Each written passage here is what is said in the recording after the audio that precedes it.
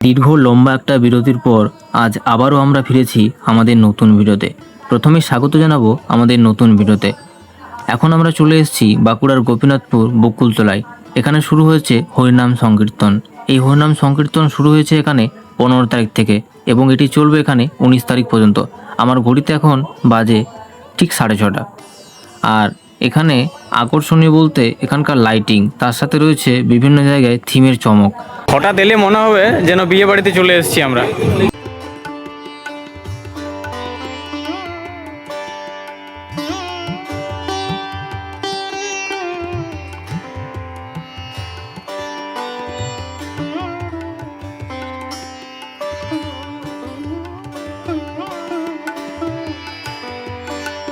চমৎকার এই দৃশ্য দেখুন, কি সুন্দর কারুকার্য ভিতরে।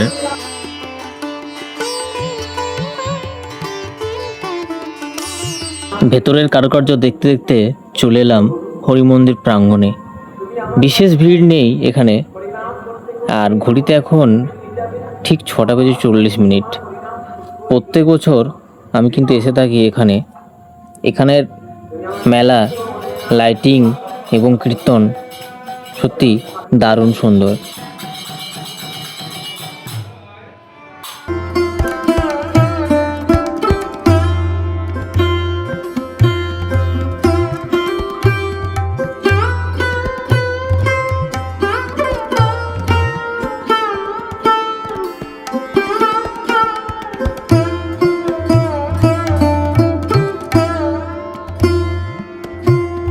মন্দির প্রাঙ্গণ থেকে বেরিয়ে চলে এলাম এক ঝলক মেলার দিকে। এখানে দেখতে পাচ্ছি ঢোকার মুখেই ডান সাইডে রয়েছে একটা দোকান, তার সাথে রয়েছে আলোর ঝলকানি। দেখতে কিন্তু ভীষণই সুন্দর। শুধু এখানে আলোকসজ্জা না, তার সাথে দেখা যাচ্ছে থিমের দারুণ চমক। থিম তো বটেই, তার সাথে রয়েছে এখানে সেলফি পয়েন্ট। এখান থেকে চাইলে আপনারা সুন্দর সুন্দর সেলফি নিতে পারেন। ফাঁকায় ফাঁকায় ঘুরছি আমরা, কারণ এখনও সেইভাবে মানুষ আসেনি। এখন আসবে, রাত বাড়ার সাথে সাথে আসবে অনেক মানুষ। এখানে গাছের মধ্যে কি সুন্দর লাইটগুলো দেওয়া হয়েছে।